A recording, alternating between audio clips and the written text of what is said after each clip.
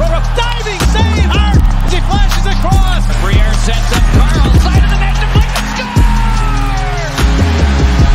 Briere moving in. Stops. Cuts to the middle. Still has a shot. Score! Here's Hughes giving it across. Oh, what a save! Save by Maher.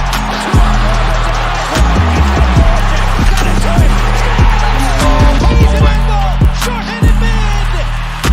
He scores! Up top, cruising is Provorov. He scores! Ivan Provorov!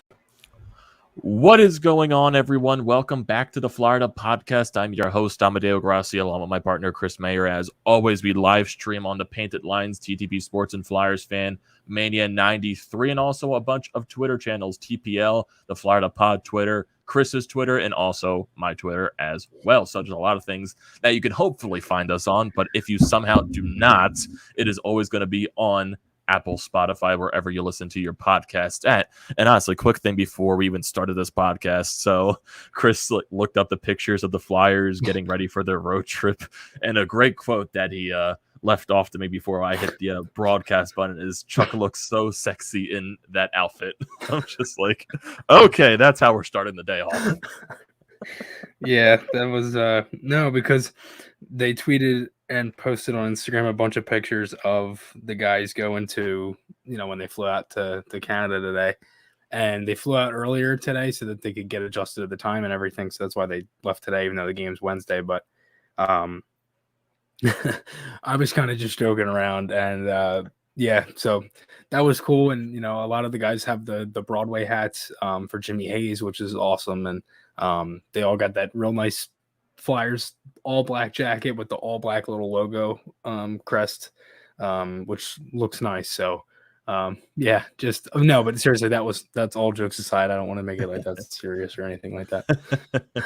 Yes, definitely all jokes. Just a nice little quote to start off the podcast with. But we have a lot of topics to get into today. So the last time we did a podcast was before the Wednesday night game against the Boston Bruins. So 2 games have gone by since then. The Flyers beat the Boston Bruins 6-3. They also had a very tough game against the Florida Panthers, where a lot of they shot themselves in the foot a lot of times. Specifically, they took 7 penalties in that Saturday game, and that was definitely a winnable contest.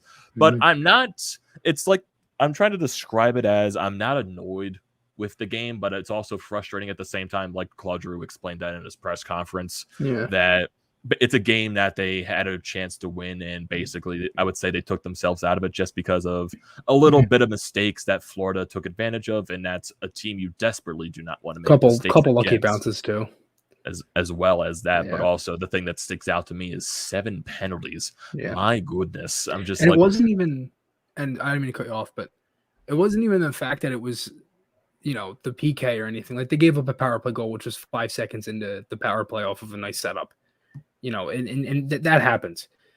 But the PK went 6 for 7 after that. They did.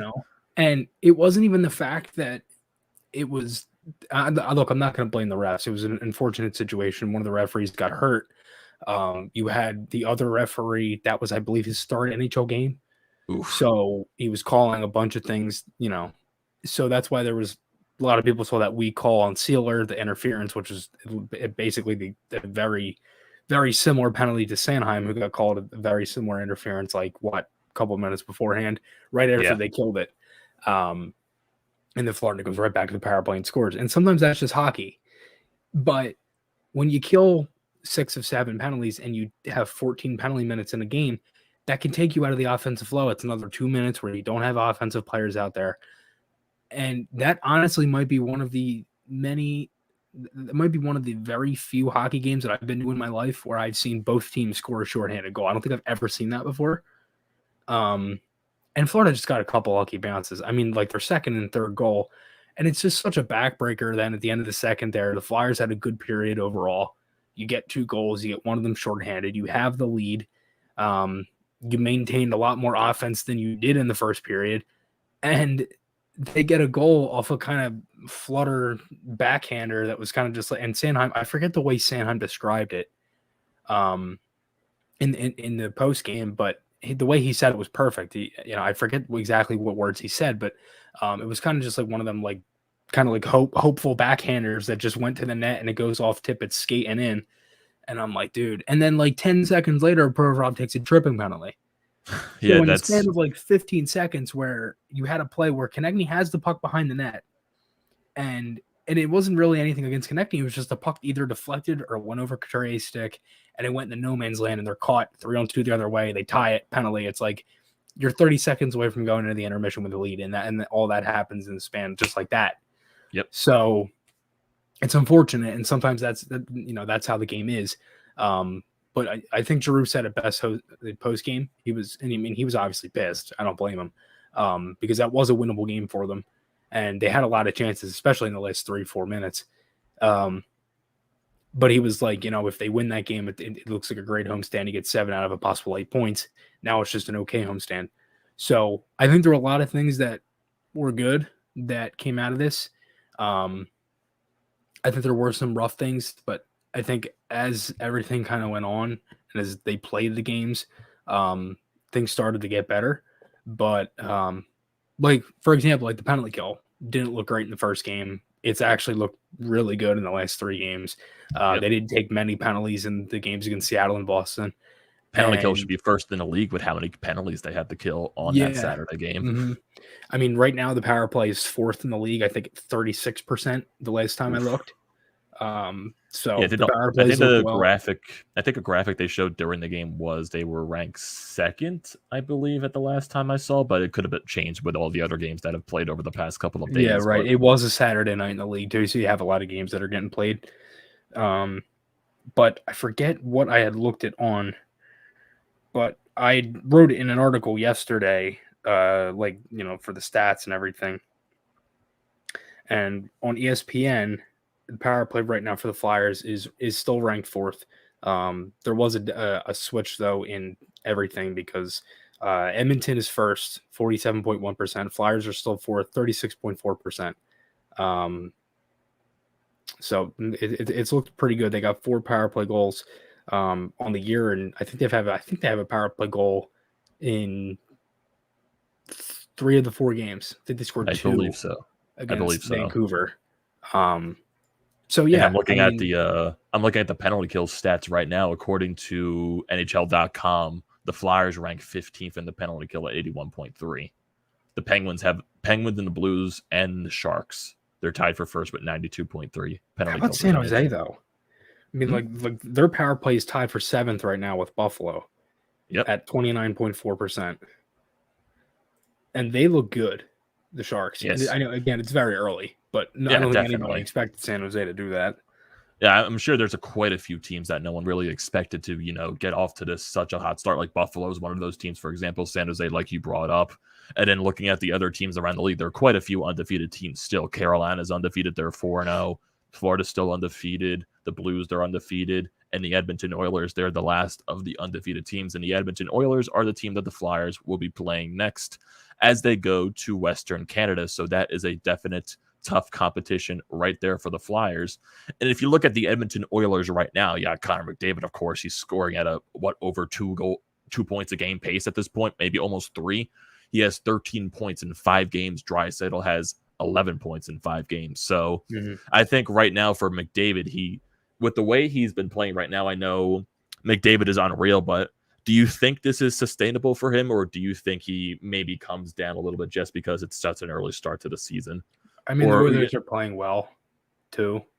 I'm not going to count out McDavid. I mean, like, there's no secret to why their power play. I know the man put up over 100 points in a shortened season last year, so honestly, it's probably expected of him to get to the 150 point mark this year. I mean, right now they're 2nd in the league at goals per game at 4.6. Flyers are tied for 4th at 4.5. Yeah. So the Flyers have been scoring goals. Edmonton's been scoring goals. And it was one question that my father asked me going to the game on Saturday. He's like, do you think the Flyers keep up their 6 goals a game pace? I was like, no, not against Florida. And that's something I incredibly expected. And surprisingly, they scored 2 goals. And one thing, too, was that the Farabee, Brassard, Atkinson line didn't do much. I know Atkinson had a goal, but again, it was shorthanded. And I think when I looked on, I had checked my fantasy team at the end of the second intermission to see how I was doing. I saw Farabee had like 6 minutes and 50 seconds of ice time. I'm like, well, that's probably because of all penalties too. And you could put Farabee on the penalty kill, which they did it at one point. He was out there for a little bit, but I don't think he had much. I think he had PK somewhat time. of the impact on the Atkinson goal on Saturday. I think he was one of the ones that poked the puck. He did poke the puck. I don't know. It wasn't assisted.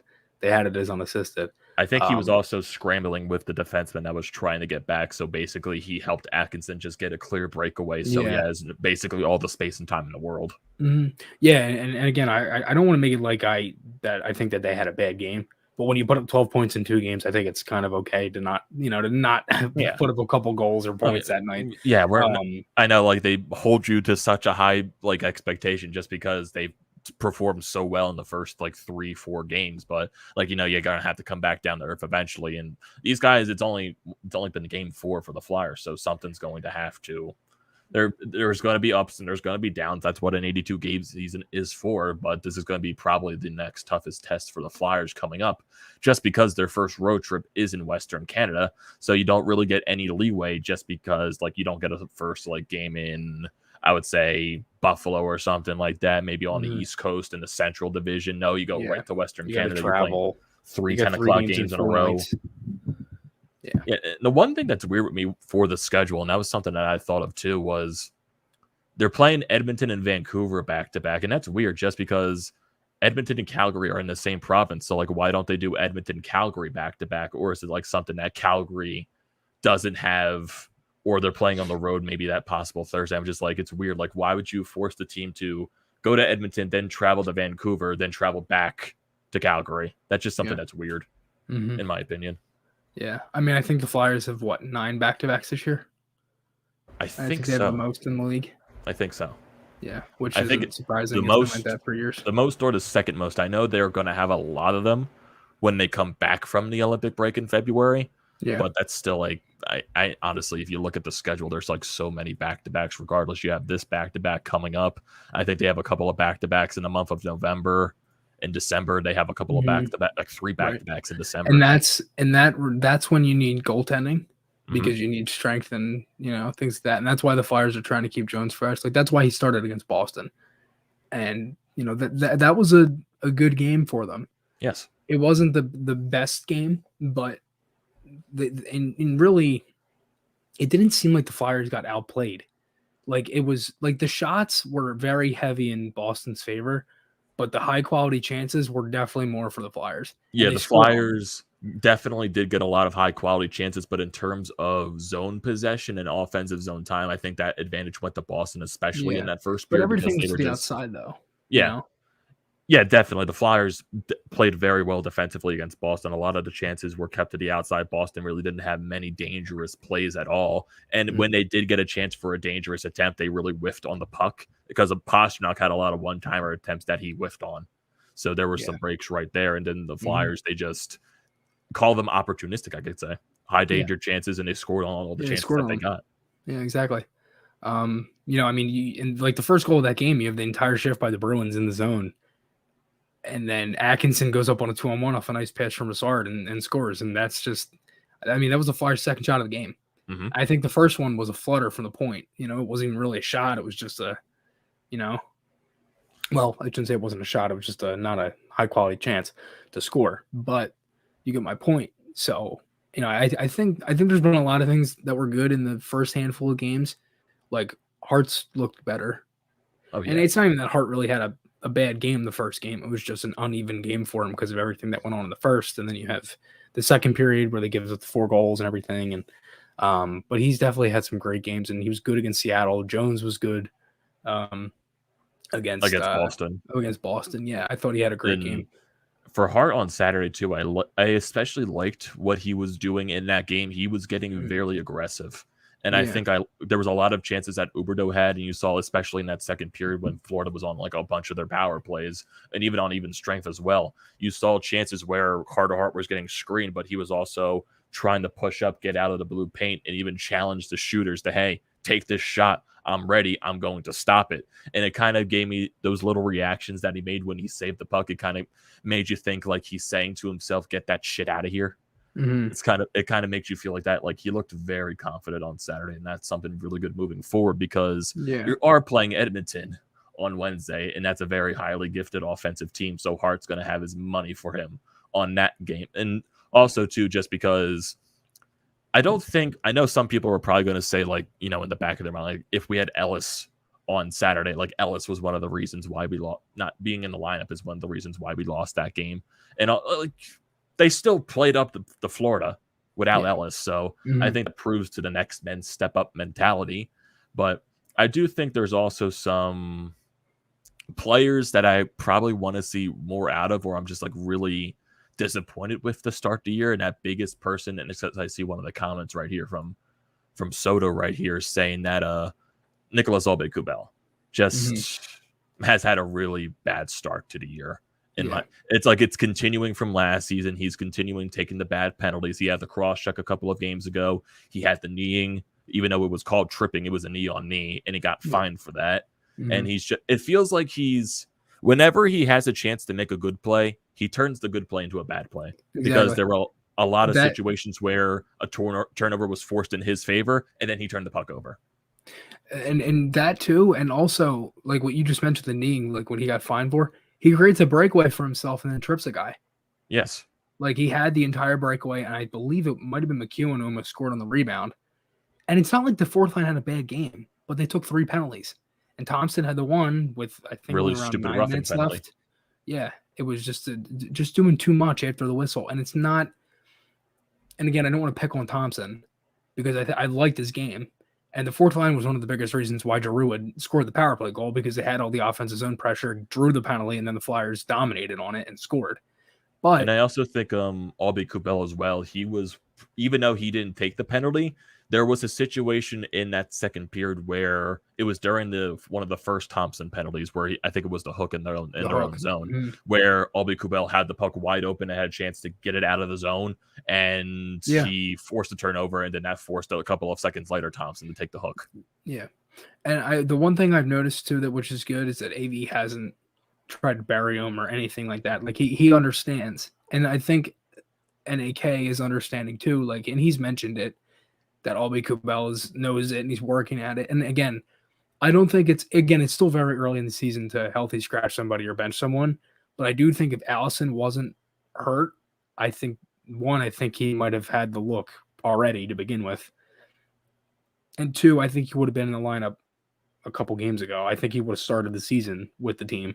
But obviously he didn't. He got hurt, sadly. And, you know, we're looking at a while there for Allison. But again, I don't know. That's just a speculation. And also, I do think in this back-to-back, we might see Brown come into the fold. Because even though right now he's not traveling with the team, he's still waiting for that 14-day period with the COVID list. But he is going to travel with the team after that expires. So I do expect him to probably make an appearance during this road trip at least once. I would assume it's Thursday, because AV had mentioned you can't fly guys from the States to Edmonton. So they have to fly him to Vancouver. He actually has to fly to Toronto, and then from Toronto to Edmonton. So if he does that, which he probably will, I think the day that he actually has done that is, I think AV had said it was either the 15th day or the 14th day is Wednesday. He said he doesn't remember which one, but it's either or. So he either has to wait another day and make that Thursday. So he might play Saturday, or if it's the 15th day, because I think it has to be a full 14 days. It's not the 14th day.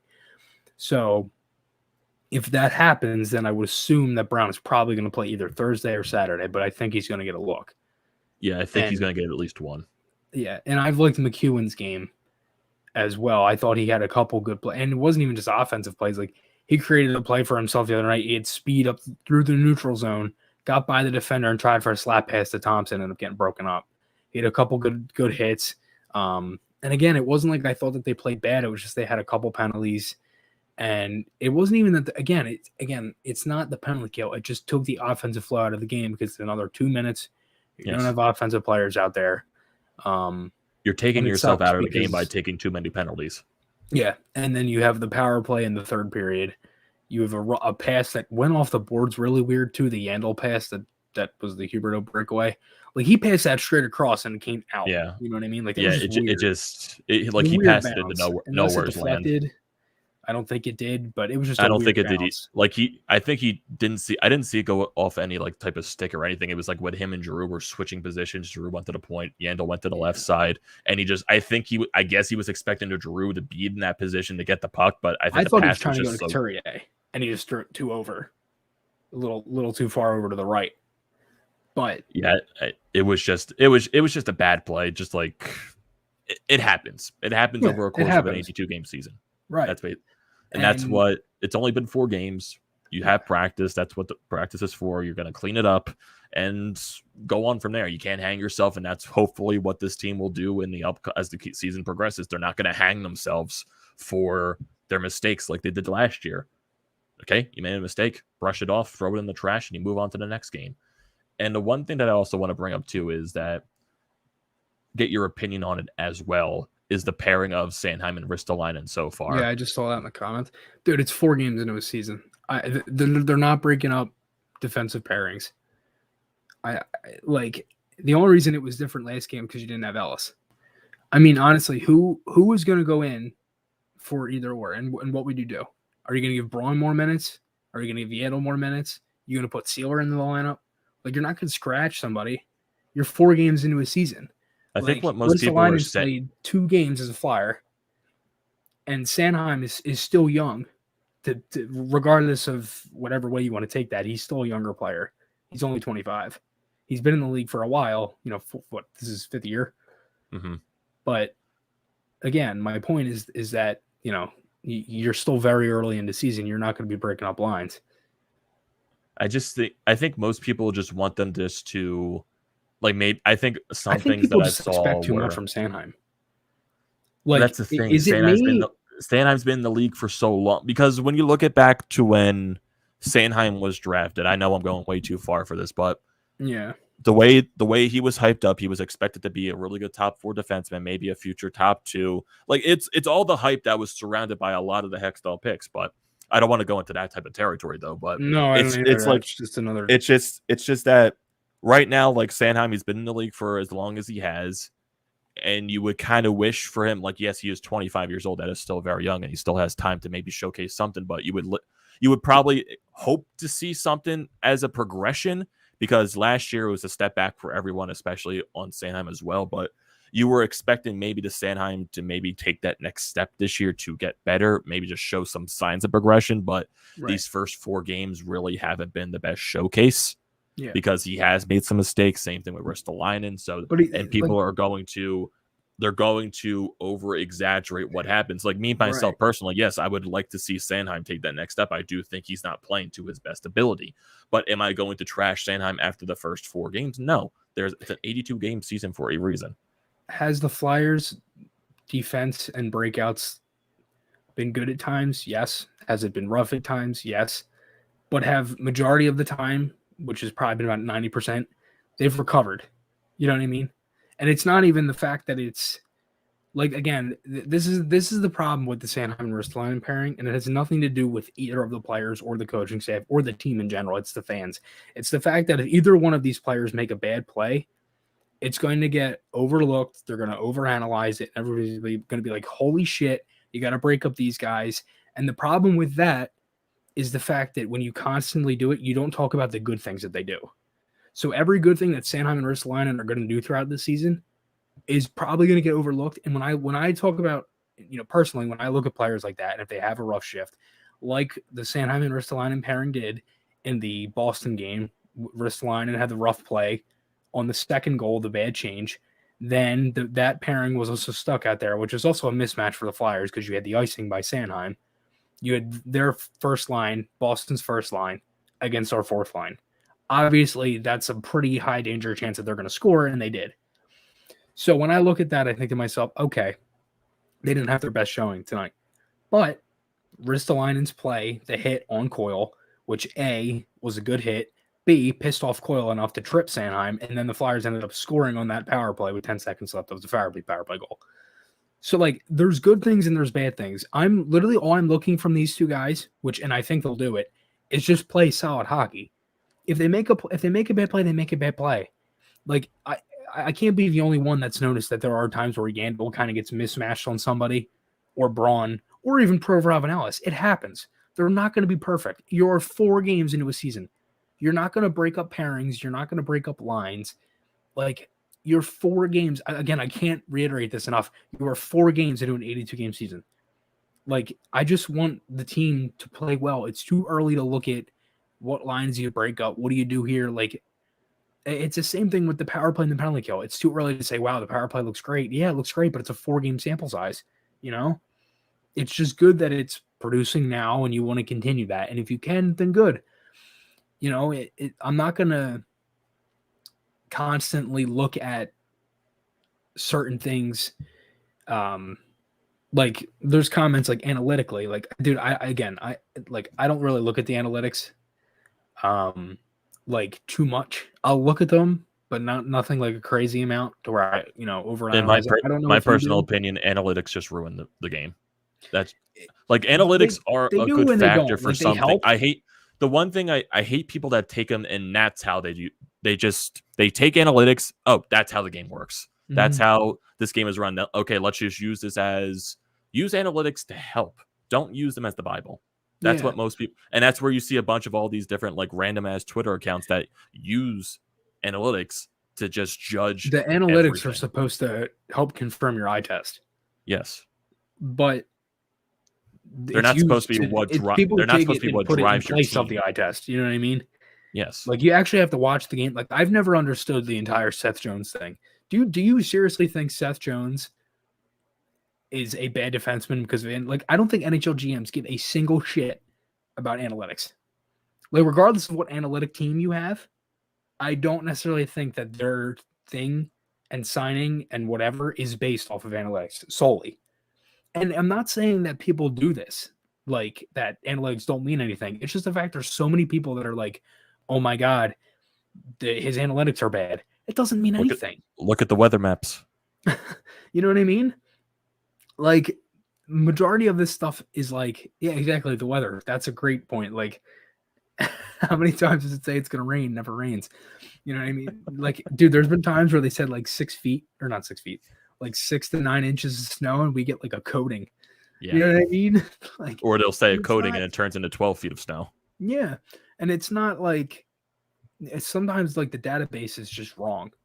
You know, like there can be error there. Like, it's just like, again, I use it. The one thing that I like about them is the heat maps because it shows where majority of the chances come from. Like those are reliable. The course heat percentage is a good thing.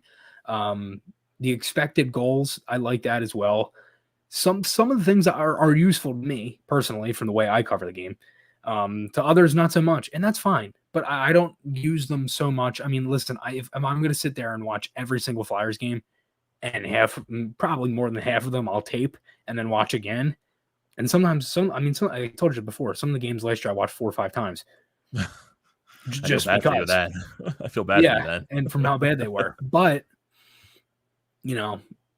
it's just how it is, man. Like there's many times where I'll sit there and be like, go back 30 seconds, watch the play again, do it again.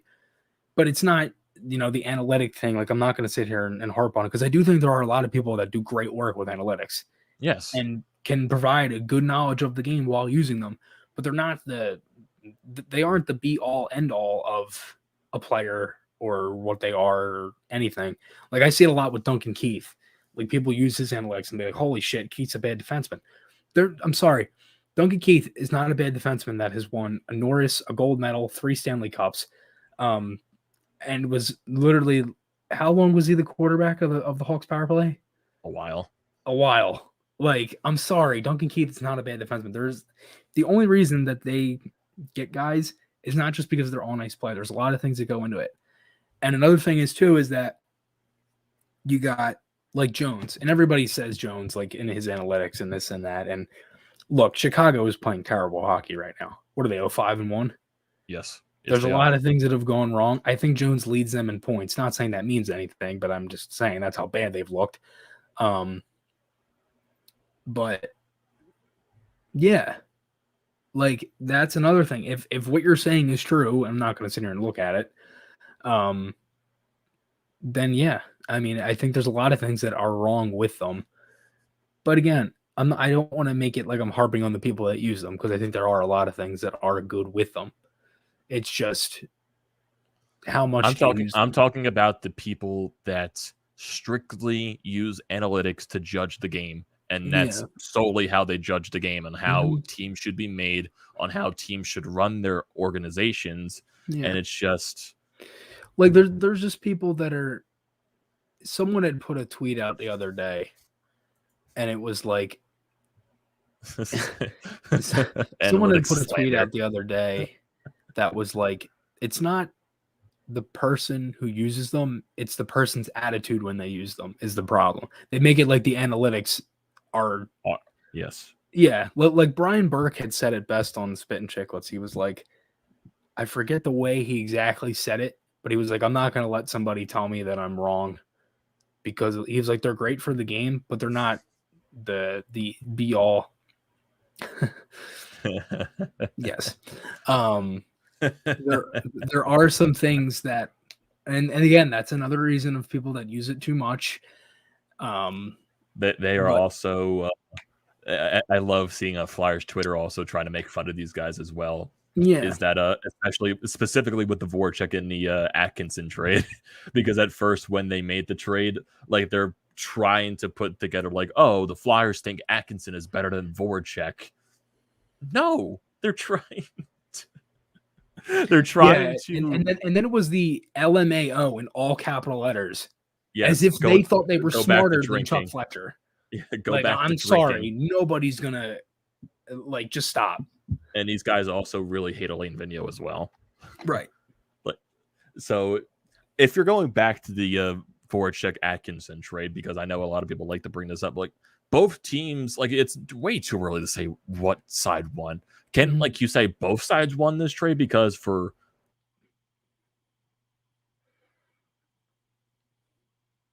I'm losing you. That guy, and I just saw a lag spike. Yeah, I'm losing you there. Oh boy. So are we good now? Yep, I'm good. Where did I cut off for you? I think Vigneault. You're talking about AV. Okay, so back to the Alain Vigneault situation. So they don't like Alain Vigneault. So going to the Columbus trade with Atkinson, that's what I was, I think, bringing up when I went. When we all went dark. Okay, so talking about that trade, I believe right now it's way too early to judge, but right now I think both sides win the trade, because with Columbus, you have Laine. You need a guy that can facilitate the puck to Laine. Voracek, he's a great playmaker. That can help for there. For the Flyers, they need help on the penalty kill. They need help scoring. They need a guy that to shoot first mentality, two-way forward. That's Atkinson. He's a great fit for the Flyers. He's got 4 goals in 4 games so far. Yes. And he's already had a shorthanded goal. The Flyers till game 54 last year to get a shorty. They got 1 in 4 games. Yes. In their 4th game of the year. So this is perfect right here. Right here. I think from Dank Sensor, I think this trade doesn't need a winner. Everyone chill. Columbus needs a Jake for Laine. Winners. Some trades are just good for both teams. It just helps out. And here we go from Luke as well. The Flyers wanted a change and brought in guys that always have a letter A on their jersey. Yeah. They needed the biggest thing was the locker room. They wanted the change in the locker room. And Joel, and then he follows it. And then he follows, I type exclusively in caps. I mean, Joel, and I just have a question because I'm not too familiar. But if the player scores more goals, this isn't a take at Jake or anything. I'm just saying, if the player scores more goals, does that mean that they'd have better analytics or no? Because if they shoot more and they have more goals, you know what I mean? Like Voracek was a pass first guy, and that's fine. You know, it's good to have a very good playmaker. But one thing that Voracek did Voracek did better than anybody was in the corner. I mean, you could not outmuscle him in the corner. No. You know? And the Flyers are arguably probably a top 5 cycle team in the league, just with the talent they have. And they're smaller, but they have the skill and the body makeup to win the battles, even though there's a lot of times last year where they didn't win the battles. Okay. Yeah. But yeah, and that's the thing. I mean, some of this stuff is so like I don't understand math either, so this is probably an issue. I think Everyone on the I ice think next gets credit semester for I'm it. taking a high school math class, just to prove that a little more for everybody. Yeah, I couldn't tell you the last time I mathed. It was probably Last time you it mathed. was I my love that. first Is semester. that what you just said? Yes, the last time I mathed. That's hilarious. Yeah, I think it was a first semester in Temple. I think that was the last time I Okay. actually like had a math course. So like I really haven't had to worry about doing like all that math and stuff for a while. So basically, I just need to know basic algebra, and I'm fine. Right. So I'm trying to look back at some of the other points that we brought up, or some other points from the comment section, because I saw some interesting ones, but then we just got into the analytic game. So Yeah, that kind of took a while. It was a very unexpected turn. I saw somebody just talking shit on my fantasy team. I want to talk about that for a minute. Okay, so here's another comment like talking about the possible defensive changes if they have to make it. So one from EJW says like if it continues to happen, like Risto maybe should go with Braun and Yandel maybe with. I was thinking about, and this is still like way far down the road. Though. If it goes down the road, I think Braun should be with Sanheim and possibly Risto with Yandel, if that makes sense. That could work. Because Braun, honestly, when they had to play Braun in the first two games with Sanheim, that line honestly didn't look that bad. No. The problem with Yandel with Sanheim is it's two offensive guys. Yes. That can join the rush. And it also takes away the physical presence. Like you put two physical guys on one in Braun and Risto, and then you put Yandel with Sanheim, guys that aren't necessarily the best defensively, even though Sanheim is better than Yandel defensively, but again, I don't know. I mean, as of right now, I don't think the Flyers are changing anything. I think you have to see what plays out. And also you have injury and the COVID list and all that stuff. So, right now I don't see changes being made this second. It's the only thing if these mistakes continue to happen, then I can see something happening. Right now I don't. Yeah. That's the only thing I see. I'm not sure if I don't remember dissing on Jake's personality. If I did, I don't think Amedeo did either. I don't think. Okay, so Jacob says Sanheim is our worst defenseman. So I don't agree. I want to get your. I don't think the Flyers have a worse defenseman. I want to get your explanation on that, Jacob. So why do you think Sanheim is our worst defenseman? So are you just one of that crowd? Because there is a huge crowd of Flyers fans that just like to harp on Sanheim for no reason. So because I believe Sanheim can be a good defenseman. Has he maybe progressed the way I wanted him to? No. Does that mean he's bad? No. I don't think he's our worst defenseman. Oh. Yeah, I don't either. I don't think the Flyers even have a worse defenseman. Like, they're playing fine. Like this is what I mean. You know what I mean? Like this is the stuff that's just like, dude. And I don't want to make it like I'm picking on Jake, but like I've seen this a lot where like, Sanheim doesn't look good or Braun or anybody. Like even last year, dude, it was constant. It was just verbal diarrhea from everybody, just like constant. And you just saw it all the time. And I don't know if anybody noticed, but that was a thing at George Carlin, by the way. But yeah, that's a good comment. I'm part of the Sanheim hater crowd for no other reason than it's my daily entertainment. That's funny.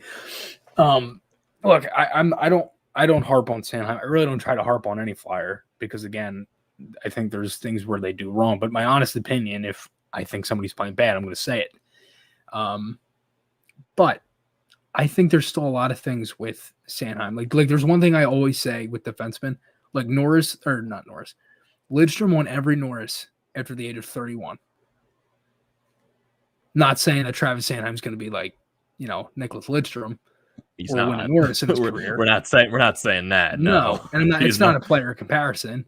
It's just saying that it takes time with defensemen, and regardless if a guy's 25, they still grow, they still mature. Like Myers is 24 still, I think. I think he's still 24, and he's been scratched in Nashville. Yeah, I think he's been scratched 3 or 4 games straight. Mm-hmm. I know it was 2. I don't know if it went up to 3. Or maybe it went up to 4. I don't know how many games the Preds have played either. Yeah, I think right now his scratching games, I think it could be So Nashville total, they've played 6 games. So I think in the last 3 or 4, he has been scratched. Yeah. So here's Jacob's explanation for Travis Sanheim and why he thinks he's the worst defenseman. He believes that Sanheim is the new Gostisbehere, lack of physicality, not good in his own D zone, and super soft. One-sided D-man with liabilities. He's on for almost every goal this season. That sounds like the Sanheim from last year. You're 4 games into a season. And I wouldn't compare him to Ghost at all. Sanheim doesn't even play the power play. He's also bigger. So if you're looking at Sanheim being on the ice for every goal this year, then you would look for plus minus. If he was on the ice for every goal against this year, he'd probably be in the negatives. He's a +1 this year on the ice. And I don't like using plus minus, but right. It's just that, it's a very not overrated stat, but like when a guy's very negative in it, you're like, oh my God. But when a guy's like really positive, you're like, dude, you know what I mean? But then again, if a guy has a bunch of goals and he's like I remember who I just think I was talking to one of my friends at school. Like we were talking about William Karlsson, and when he had that 40 goal season in 17-18 with Vegas, he was like a plus like 49. Well, yeah, no shit. He scored 43 goals. You know what I mean? So sometimes it's taken in a different sense, but again, like it's just like stats are just so hard to measure. And I think right but you now, can't ignore them. The major issue is people want to judge the team based off of every single game that they play. Yeah. When right now, this is not the National Football League where you play once a week and you only have a 17 to 18 game season. Yeah. And records going into a game legitimately mean something. Yeah. So when you have hockey, you have an 82 game season. You really don't judge a team maybe until 20, 25, 30 games into the season. And that's probably when you figure out what the team is. You honestly can't necessarily really judge a team. Like, if every team makes the playoffs, not every team, but the 16 that make the playoffs, you can't really judge any of them until the playoffs are over. You know what I mean? Because you have anything can happen in the playoffs. We've seen it so many times. Like just looking at the Flyers in 2010. Like, no one thought they'd make the cup final, and they made the cup final. Like, there's just a bunch of different things, like Washington that year when they won the cup.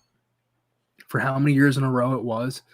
Like, you can't necessarily just judge a team for the way that they play or who they're looking at or whatever, or stats, anything. Because, again, I think there's so many things that goes into just them playing, regardless of just on-ice play. It's everything off the ice, too. So again, it's so hard to judge a team, but no, I'm not. I don't want to make like I don't agree with Amedeo. I think it's still a good. That's like a good. What's the word? I guess like measuring stick of where the team can kind of be at that point, like 25, 30 games in the year, like when you're right at like December, around there. I think that's perfect. Yeah, it's not basically like on a basis of 25, 30 games. Oh, this team's going to win the Stanley Cup. I'm thinking about like what this team is, like who they are, what their identity is, and how they play the game. I'm not like necessarily like, oh, they're an obvious playoff team. Oh, they're an obvious missed the playoff team. I'm more on the basis of how this team is going to play, what their identity is, and how they're most likely going to adapt to that the rest of the season. I think that's the right like mindset to have. It's like not really in the terms of, oh, this team's going to do this and this and this and that. No. For this Flyers team, what I expected didn't come in this year. They're not going to be a dominant team. They're not going to be a bad team. I think they're going to have their ups. They're going to have their downs. I do still see them as a playoff team. I think they're definitely 10 times better than they were last year. But right now, you look at this division, it's a very tough division. You have to win your games. And this Flyers team, I think with the way that Chuck Fletcher built them, brought in different types of leadership, I think that's going to help them mightily this year get through the downtimes. And I think we'll see those downtimes maybe even less than we did in seasons past, just because they have all those leaders in the locker room that have been there and done that. Right. No, for sure. And that's the thing. I think a lot of what the Flyers' identity is this year is just playing as a team. Like, I asked Drew the other night, and he was like, and I asked if there's anything that he thinks they should carry over to the road. And he was like, if we just, intensity, playing the same way, and just playing as a team. Good things will come, and I think that's perfect because I think they've shown a lot of that in the first 4. And obviously, when you have 4 home games, you build off the crowd and everything and things like that. But I think a lot of what the Flyers have had in the past week or so has just been good tests for them. You had Boston, you won that game. You have Florida, you hung with them, but you ended up losing. Now you have a test where you have 3 games and 4 nights on the road, your first road trip of the year. And it's another test for them to see kind of where they are early in the season to see how they play. Well, dank, that's not a good mentality to have. You just want them to miss the playoffs so they break the stupid back and forth streak. Who cares about the streak? I mean, yeah, if you're looking at the streak, it's like, oh, they should make the playoffs this year, but yeah, it's a completely different identity to, like, I feel like it's like they're just going to start a new streak, and hopefully it's a good one. Yeah. Whether what happens, it's going to be a different streak, whether it's consistently making the playoffs or it's consistently missing the playoffs and maybe having to blow the team up. But we're just way too far to even get into that type of conversation. Way, way too far ahead to even think about that. Right now, it's only been 4 games. Mean? I pay $5 a month to see if a grown man I've ever met. I've never met numbers are what red and blue. I don't know what that comment means. Joel Farah meme. Is it? So what, does he pay for advanced stats or something? Maybe. That's funny. Possibly. Then you also. So Joel, you want us to tank to get Connor Bedard? Is that what you want, man? Wait, who is the expected first overall pick in this draft? It's Shane Wright? Is it? I forget his name. Shane Wright. Shane Wright. That's For some reason I thought his last name, but I was getting confused with Spencer Knight for some reason with Florida. I was getting confused about that, but yeah, it's Shane Wright and Connor Bedard, the next 2 franchise changing players in the next 2 drafts. Shane Wright. Yeah, right. It looks like the tank for Kameli. The 2022 mock draft has Buffalo with the number 1 pick getting Shane Wright. You have the soda man saying he doesn't want the Flyers to ever tank at all. He doesn't care for tanking. Dank says Shane Wright has actually been so mediocre this year. Well, I guess the Flyers right now are in that position to talk about top draft picks. If you want to talk about top draft picks, go with the football. The Eagles have probably 3 first-round picks this year, but that's still a whole different sport. Is that good? Like, they suck at drafting, right? Not with Howie Roseman in the office. It's not good. Well, when you're bad at drafting, like, what do you do? You would hopefully you can find some guys. Can you imagine they draft a quarterback?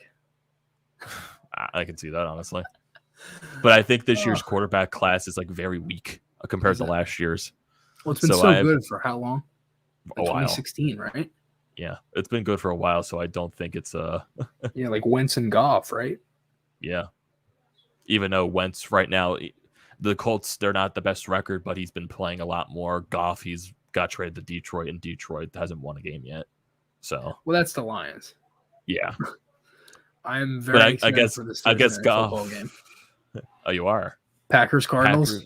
Ooh, that is an interesting matchup. The 6-1 Packers against the 7-0 Cardinals in Lambeau. Right. What about the World Series? It starts tomorrow. Braves versus Astros. I'm excited for that. It's like I don't even want to watch it, but I'm going to. It's like the Astros and Nationals again. It's kind of going to suck just because Acuna's not in the World Series, but it's still going to be a very hopefully entertaining matchup. Hopefully no one gets swept. Hopefully at least goes 6 games. I would go 7. Just to for the hell make of it entertaining. So, Oh yeah, Timmy. Off to a Phantoms topic right now. Timmy Flyers guy wants to get our thoughts on the Phantom struggles so far. So I've seen from the past couple of games they're having trouble scoring. Is one of their biggest issues? Scoring, defense hasn't looked great, and their guy actually gotten good goaltending. They just haven't been able to put pucks in the net. And Frost got benched. We talked about that. And they're 0-3-1, so 0-4. They haven't necessarily looked great. I don't know. I mean, do you have any thoughts? I feel like a lot of everything is kind of just They're trying to develop guys more than win. I know the goaltending has been really good. Sandstrom and Ersson have been a really good tandem back there. Ersson had a really good game the past night they played. I forget who they did play though, but he had a really good performance. I think he saved a lot of shots. I really haven't heard much out of Cam York down there, but I'm assuming he's doing fine. Frost, I know he has the whole situation with him getting benched during the preseason, and the Phantoms having like so many power plays in the span of like he was benched in the regular season game. He was second game against Hershey. He was benched. They had a 6-on-3 down by a goal, and he was absolutely invisible that game. I don't think he saw a shift in the third past the 12-minute mark. Yes, thank you. I was just about to bring that up. If you have Tuolamala down there and he is a healthy scratch, what the hell is the point of having him in the AHL? Is he a healthy scratch right now? I think he's been a healthy scratch the last 2 games. Then why Send is he him to the up OHL. What is the point? Send him to Sudbury and play. I think right now is what the point is. I guess certain players, like you give them that like was it like a 6 to 9 game grace period before you send them back down to whether team they used to play for. Yeah. So I think maybe that's what they're testing, but hopefully he goes back down to juniors. The press box? I don't know. I don't get it. Send him down. Like hashtag save Sam. Hashtag save Sam will get a trending voice. And then also Dank has a comment about Shane Wright. Shane Wright's cool, but ever since generational wingers Aid Wisdom left the squad, he's been so Dank, does he watch Kingston a lot? Is he able to watch them? Do you watch Kingston a lot, Dank? Or do you or is it just you're looking at mainly his stats or something like that? And also talking about Tuolamala being the 13th forward. Yeah, that's really bad for his development. I don't know why he's being benched.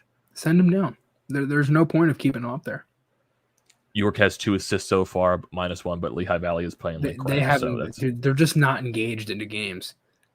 Like the game that I think their first might have been. Dank watches the CHL all the time. Yeah. There you go. Well, that's good to know. Dank, you'll be our official junior. Yeah, you'll be our prospect CHL guy. So make sure you have to join the podcast every single time to talk about the junior. Right. But yeah, like Frost, like getting benched, like you have a 6-on-3. It's like, how do you not put him out there? Really good question. I mean? It's just like, I get it. You're going for development, but I feel like that's just like overkill at that point. How do you not put him out there in that situation? If you wanted, you could have put him out there, tied the game, and then benched him in overtime. You know? Like, and I know Bill Meltzer had said stuff on it. I talked about it on Don't Panic with Yuri Wallach and Craig Eagles. Like, you just got to try to do something different. And he was more engaged in the game after that. And I think last game he was better. But there's it's things off the puck and defensively they want him to get better at. But don't, like, it's just like, I don't understand how defensively not putting him out there on a 6-on-3 is going to make him play better defense. You know what I mean? Put him out there. Let him try to score. But I do understand it. It's a development thing. And it's sending a message, play better. And again, we've seen it with Frost. We saw it in the preseason with the Flyers. We saw it with the preseason with the Phantoms. First preseason game in Lehigh Valley, I think he had 3 points. Next game, completely invisible.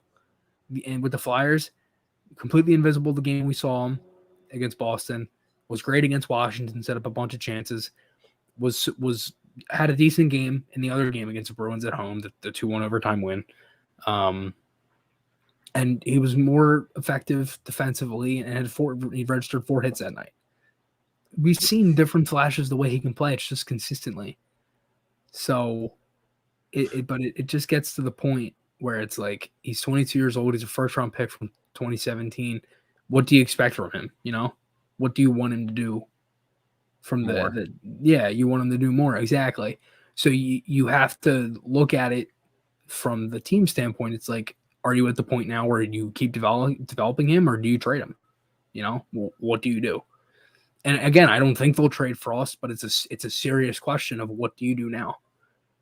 I think it's again, I don't want to make it like I'm saying get rid of him or trade him or anything, but it's just a general question of what do the Flyers do and how do you handle his development?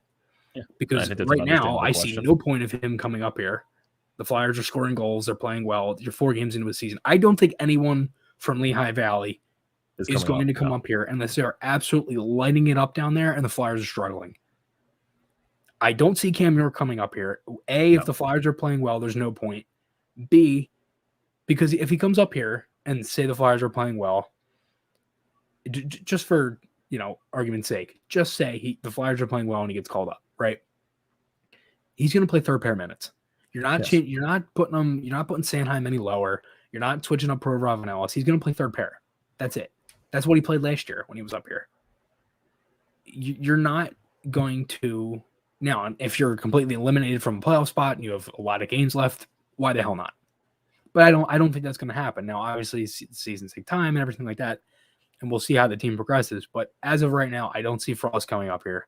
I don't see York coming up here at any point. If the team is playing well.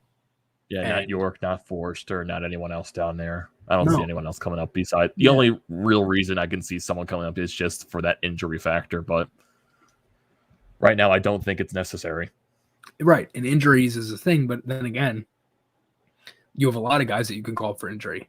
Yep. You have Bunneman, you have Jackson Cates, you have Max Wellman, you have many other guys that I could mention that you could call. I mean, even Rupsov could play. And I'm not trying to just throw Frost out, on the bus or, whatever, under the bus, I should say. But it's just a thing of what do you do because you have other guys that you can throw into the lineup.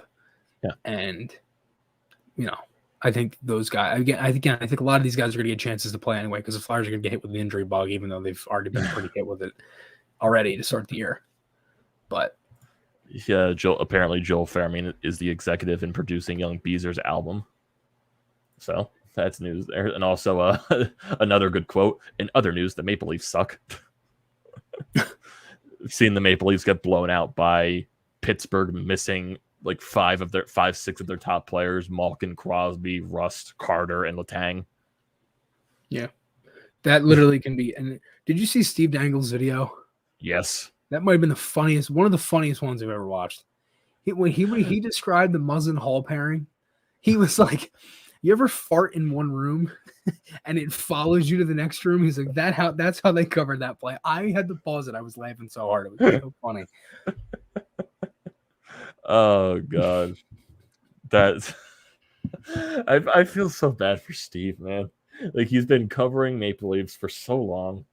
And they just lead to so much misery for. I know we're Flyers fans; we go through a ton of misery ourselves. But man, like but our team like at least was won a playoff series recently. Yes, at least what would be funny? Don't have the biggest expectation in the league every single year, and they do absolutely nothing with it.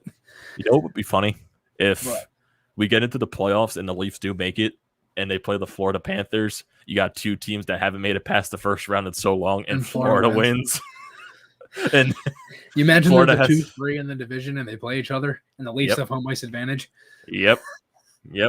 Because Florida hasn't made it past the first round since they went to the Stanley Cup final in the mid-90s. And then you have Toronto, who hasn't been it past the first round since 2004. So that'll be very fun. That'll be very, very funny. And I feel bad. I feel so bad for Steve Dangle. It's misery. It's funny when he shows the comments on his channels, like there's so many people that just ask, does he need a hug? And I think he does need a big hug. The last one was like, are you okay? He's like, no, I'm not okay. And then he was like, they lost to the Penguinless Penguins. I'm like, dude, like he's got such a way with words. It's like the Penguinless Penguins. Yes. It's so funny, man. And also the one question that does keep coming up with when Hayes does eventually come back, do you break up the Brassard line? I think right now, if they continue to play good, I think Hayes moves into the third line center role. And possibly coming off the injury, I don't think you want to put him in second line minutes. Yeah, I think if you put him on the third line center, you put maybe Lawton down to the fourth line. So you play Hayes with Lindblom and JVR, and Lawton maybe takes if it's still the same lineup at this point, you put Lawton with Thompson and McEwen or Brown, whatever you want to do it at that point. NAK or Albay-Cabell, Yes. Yeah. There's a lot of guys that can rotate that spot. Steve Dangle cries himself to sleep each night. Oh my god. So we got a question. Well, we got a point from EJW says how much he trashed Braun last season and the offseason. He sees a jump in his game this year, and he feels he's been doing a good job as a third defenseman. Is it me, or I personally thought Braun was the best defenseman last year? For how bad they were, Braun, I honestly thought was their best defenseman. Yeah, it's like you're looking at Provorov was bad last year. The Myers Sanheim pairing was bad last year. Just everything last year was just god awful. Haig wasn't good. Gustafsson, that was ugly. Yeah, Braun was probably one of their better defensemen last season. But then at that point, you're like, man, I'm picking probably it's like you're looking at you're looking at. My one friend likes to use this analogy, and it's hilarious. It's like you're judging a golden piece of shit to a bigger pile of piece of shit, but it's still a piece of shit at this point. Right. Yeah. It's funny. But I also do like the point where this is my favorite thing from Hunter Brody. If Justin Braun scores a goal, the game should automatically end. And I think if Justin Braun continues to score goals, the Flyers will be Stanley Cup champions at the end of the day. Justin Braun for the Norris Trophy. How about Braun joining the party against Seattle, dude? Yes. When's the next calendar month you think he scores a goal? I say he scores against Calgary on Saturday. That's my prediction. I think Braun pulls a McDavid. He goes end to end, scores on Mike Smith. I don't know if Smith's gonna play. You don't know. He was week to week last week, and they said he might be out till Wednesday. Oh, so it might be Koskinen in net, or if they go with the. I think I do remember seeing. I think I do remember seeing they did call up a backup for it. It'd be funny if they used a backup that probably hasn't seen any NHL action. Mm-hmm. Man. That would be Flyers though, to fall to a backup that hasn't played. But don't want to go that far. Well, that was Swayman, and then you had Binnington, and yeah. The first Eric Gustafsson was greater than the last Eric Gustafsson. Yes, I do agree with that. I definitely agree with that. Braun will score against Edmonton after deking out McDavid and going bar down against Koskinen.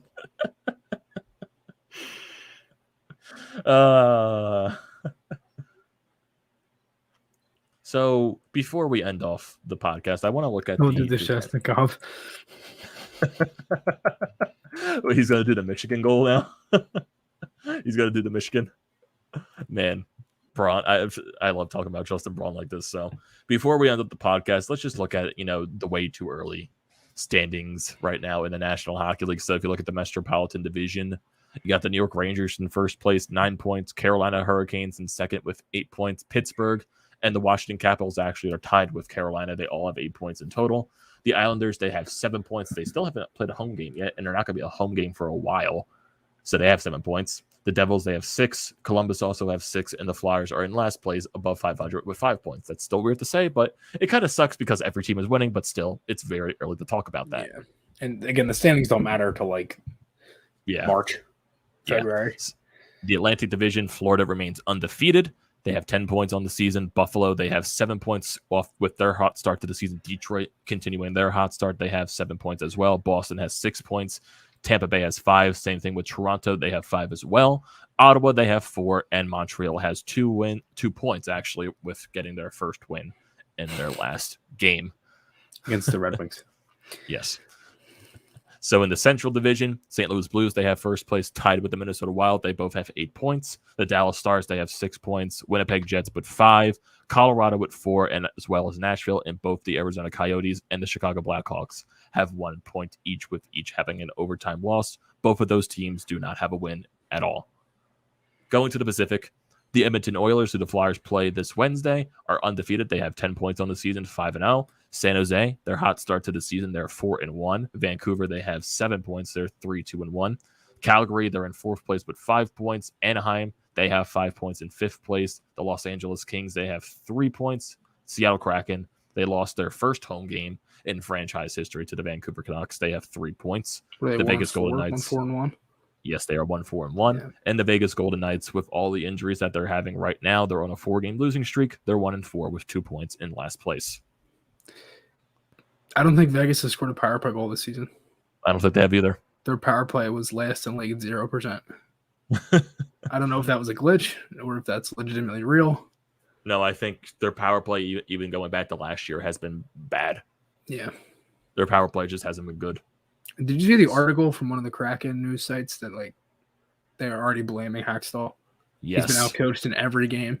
Yes. I saw that. It's not good. I man. saw that it's just like, Give him time.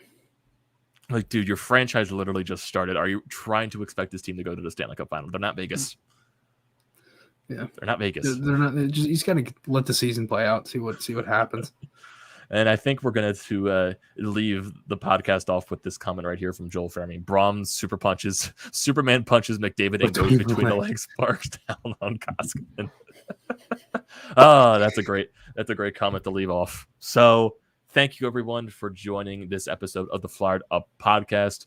Definitely go check out everywhere the Painted Lines is at YouTube, social media, and also for our individual YouTube channels, Flyers Fan Media 93 for Chris, and also TTP Sports for me. Also, the individual Twitter pages for TPL, the Flyed Up Podcast, Chris's Twitter account at _Chris Maher, and my Twitter account, Amedeo Grassia 98.